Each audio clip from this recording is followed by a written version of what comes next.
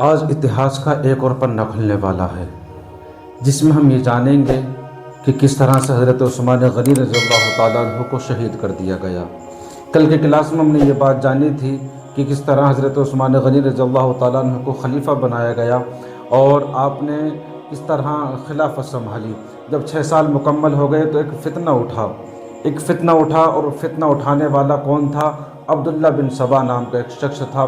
اس نے یہ فتنہ اٹھایا، اس نے یہ حضرت عثمان غنی کے اوپر بہتان لگایا کہ حضرت عثمان غنی رضی اللہ تعالیٰ عنہ سرکاری مال کو اپنی ذات کے لیے خرچ کر رہے ہیں، اور دوسرا اس نے یہ بہتان لگایا کہ حضرت عثمان غنی رضی اللہ تعالیٰ عنہ جو گورنر مقرر کر رہے ہیں وہ اپنے ہی قبیلے کے گورنر مقرر کر رہے ہیں۔ یہ دو بات لوگوں کو بتاتا، لوگوں کو جمع کرتا، اور لوگ اس کی باتوں میں آ بھی رہے تھے۔ گویا کہ وہ جو فتنہ پھیلا رہا تھا وہ بڑھتا چلا جا رہا تھا، لوگوں کو یہ بات سمجھ میں بھی آ رہی تھی کہ حضرت عثمان غنی جو ہیں وہ سرکاری مال کو اپنی ذات کے لیے خرچ کر رہے ہیں، اور جو گورنر مقرر کر رہے ہیں آس پاس کے جو گورنر بنا رہے ہیں تو وہ جو ہیں وہ اپنے قبیلے کے بنا رہے ہیں۔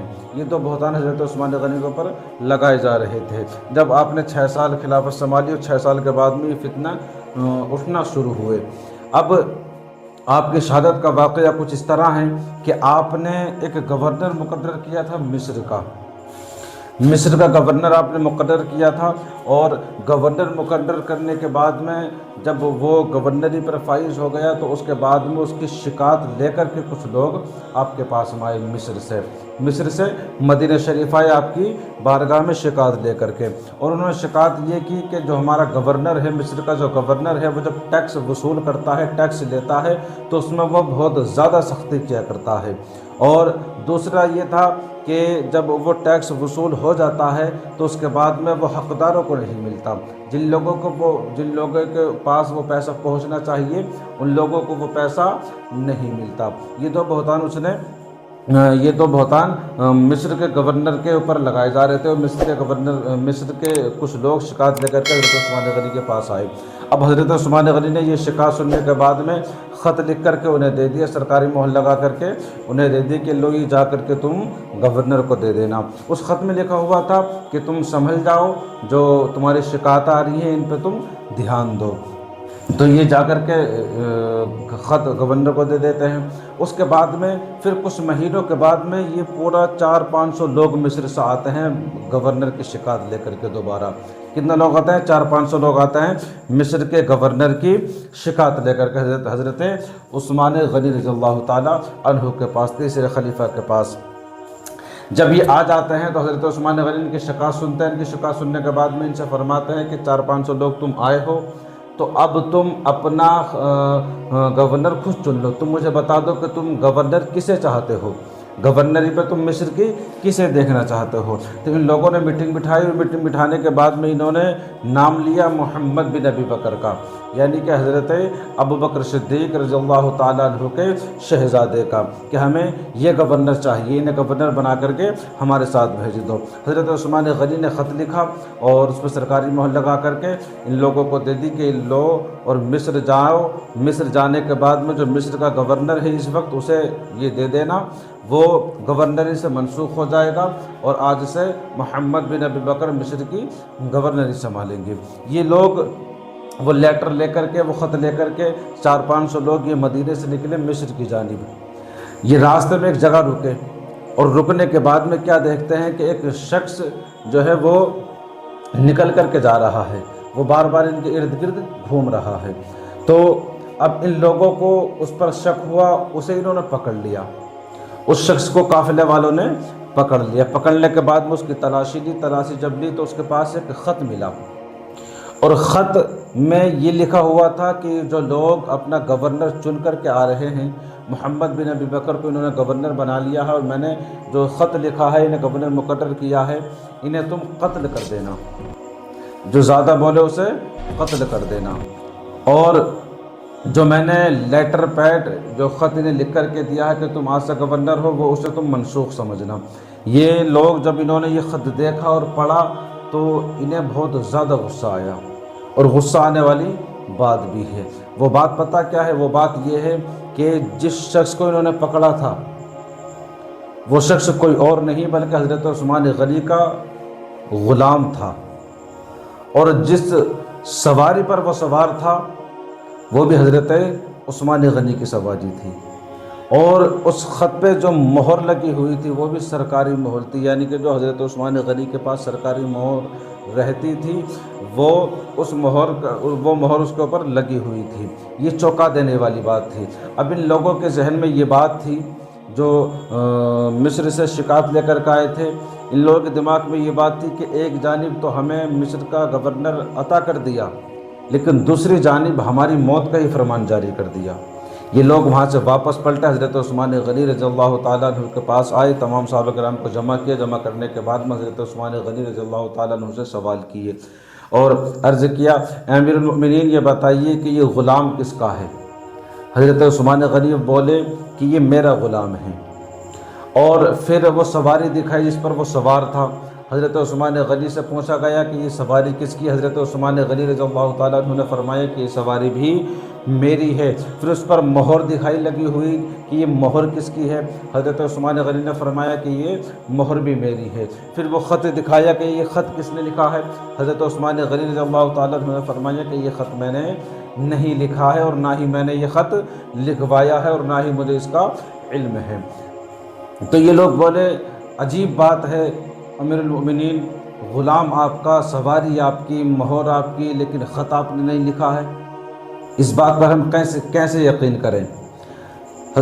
حضرت عثمان غنی رضی اللہ تعالیٰ عنہ نے فرمایا واللہ مجھے اس کے بارے میں کچھ نہیں معلوم۔ واللہ کا مطلب ہوتا ہے قسم کھانا، اللہ کی قسم۔ تو اس وقت امیر المؤمنین کے لیے، امت مسلمہ کا خلیفہ کے لیے یہ قسم کھانا بہت بڑی بات ہوتی تھی۔ تو جب آپ نے قسم کھائی، قسم کھانے کے بعد میں پھر ان لوگوں کو یقین ہو گیا، جو صحابہ کرام تھے ان لوگوں کو یقین ہو گیا کہ حضرت عثمان غنی نے ایسا کچھ نہیں کیا۔ اس خط کے بارے میں واقعی حضرت عثمان غنی نہیں جانتے، لیکن یہ جو لوگ مصر سے آئے تھے یہ ابھی بھی غصے میں تھے، اور ان میں وہ لوگ بھی شامل تھے کہ جو عبداللہ بن سبا جو فتنہ پھیلا رہا تھا کہ حضرت عثمان غنی سرکاری مال کو اپنی ذات کے لیے خرچ کر رہے ہیں، وہ جو فتنہ پھیلا رہا تھا تو اس میں مصر کے لوگ بھی شامل تھے۔ مصر کے لوگ، بصرہ کے لوگ، کوفے کے لوگ، یہ لوگ ان میں شامل تھے، تو ان کے ذہنوں میں پہلے سے ہی بغض بھرا ہوا تھا۔ تو اب حضرت عثمان غنی رضی اللہ تعالیٰ عنہ سے یہ لوگ کہنے لگے کہ پھر اگر آپ نے یہ خط نہیں لکھا ہے، نہیں لکھوایا ہے اور نہیں آپ نے لکھا ہے، تو اس خط جو اب یہ سرکاری مہر جس کے پاس رہتی ہے مروان، حضرت عثمان غنی رضی اللہ تعالیٰ عنہ کا کاتب تھا مروان، تو اب مروان کو ہمارے حوالے کر دو، کیونکہ سرکاری مہر اسی کے پاس رہا کرتی تھی، مروان کے پاس۔ حضرت عثمان غنی رضی اللہ تعالیٰ عنہ نے ان کے غصے کو دیکھا، اور غصے کو دیکھنے کے بعد میں حضرت عثمان غنی رضی اللہ تعالیٰ عنہ نے مروان کو ان کے حوالے کرنے سے انکار کر دیا۔ حضرت عثمان غنی رضی اللہ تعالیٰ عنہ نے انکار کر دیا کہ میں مروان کو ان کے حوالے نہیں کروں گا۔ اب یہ لوگ اور زیادہ غصے میں آئے کہ ایک طرف تو حضرت عثمان غنی یہ کہہ رہے ہیں کہ خط کا مجھے معلوم نہیں ہے، دوسری طرف یہ مروان کو بھی ہمارے حوالے کرنے کے لیے تیار نہیں ہے۔ حضرت عثمان غنی رضی اللہ تعالیٰ عنہ نے مروان کو ان کے حوالے کیوں نہیں کیا؟ جب آپ خط کے بارے میں نہیں جانتے تھے تو آپ کو مروان کو ان کے حوالے کر دینا چاہیے تھا، لیکن حضرت عثمان غنی خلیفۃ المسلمین تھے، امیر المؤمنین تھے، ان کا ذہن وہاں شروع ہوتا ہے جہاں ہمارا ختم ہوتا ہے۔ حضرت عثمان غنی رضی اللہ تعالیٰ عنہ نے مروان کو ان کے حوالے اس لیے نہیں کیا کہ اگر میں نے مروان کو ان کے حوالے کر دیا تو بنا تحقیق کے یہ مروان کو جان سے مار دیں گے، جس غصے میں وہ حضرات تھے۔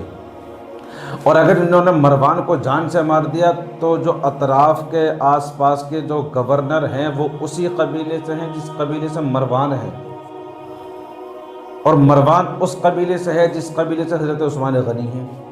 اب حضرت عثمان غنی رضی اللہ تعالیٰ عنہ نے سوچا کہ اگر مروان کو ان کے حوالے کر دیا، مروان کو یہ جان سے مار دیں گے، پھر آس پاس کے جو گورنر ہیں وہ اگر بدلہ لینے پر تل آئے کہ ہم بدلہ لیں گے تو پھر مسلمانوں کے گروہ میں جنگ ہوگی، اور جب جنگ ہوگی تو پھر ناحق مسلمانوں کا خون بہے گا۔ اس وجہ سے حضرت عثمان غنی نے مروان کو ان کے حوالے کرنے سے انکار کر دیا۔ پھر یہ جو سازشیں تھیں، یہ جو فتنے تھے، یہ اور زیادہ پھیلتے چلے گئے اور مدینے میں کوہرام مچنا شروع ہو گیا۔ اور پھر یہ جو لوگ تھے جو مصر سے آئے تھے اور جو فتنہ پھیلا رہے تھے بصرہ کے لوگ، یہ مدینے میں ہی اس وقت تھے۔ اب مدینے میں حضرت عثمان غنی رضی اللہ تعالیٰ عنہ کو انہی کے گھر میں قید کر لیا گیا۔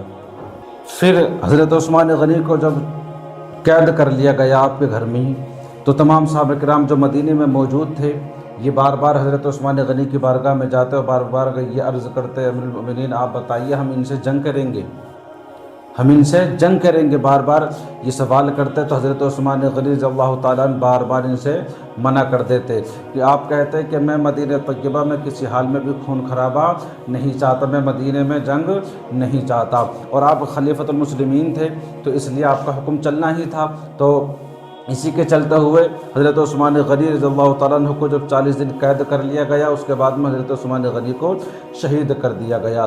وہ بھی اگر تفسیر سے ہم جانیں گے تو بات ساری سمجھ میں آئے گی، ٹھیک ہے، تفسیر سے اگر ہم جانیں گے تو ابھی میں تمہیں موٹی موٹی بات بتا رہا ہوں۔ تو حضرت عثمان غنی رضی اللہ تعالیٰ عنہ کو شہید کر دیا گیا۔ اس کے بعد میں خلیفہ بنایا گیا حضرت علی کو، چوتھا خلیفہ بنایا گیا حضرت علی رضی اللہ تعالیٰ عنہ کو۔ جب خلیفہ بنا دیا گیا، ابھی مدینے کے حالات بہت زیادہ خراب تھے، بہت زیادہ بگڑے ہوئے تھے۔ وہ جو لوگ جن لوگوں نے شہید کیا تھا اور وہ لوگ جو فتنہ پھیلا رہے تھے وہ سارے لوگ مدینے میں گھسے ہوئے تھے۔ اب حضرت عثمان غنی رضی اللہ حضرت علی مرتضیٰ کو خلیفہ بنا دیا گیا۔ ابھی نیا ماحول تھا، تو ادھر دمشق سے ایک خط آتا ہے۔ دمشق کے گورنر اس وقت حضرت امیر معاویہ ہیں۔ حضرت امیر معاویہ یہ حضور کے صالح ہیں، جلیل القدر صحابی ہیں، اور آپ کاتب وحی ہیں۔ حضرت امیر معاویہ اسی قبیلے سے ہیں جس قبیلے سے حضرت عثمان غنی ہیں۔ آپ نے خط لکھا حضرت علی کو کہ آپ خلیفہ بن گئے ہیں، مبارک ہو، لیکن جن لوگوں نے حضرت عثمان غنی کو شہید کیا ہے آپ فوراً انہیں سزا دیں۔ پھر حضرت علی نے جواب میں کیا لکھا؟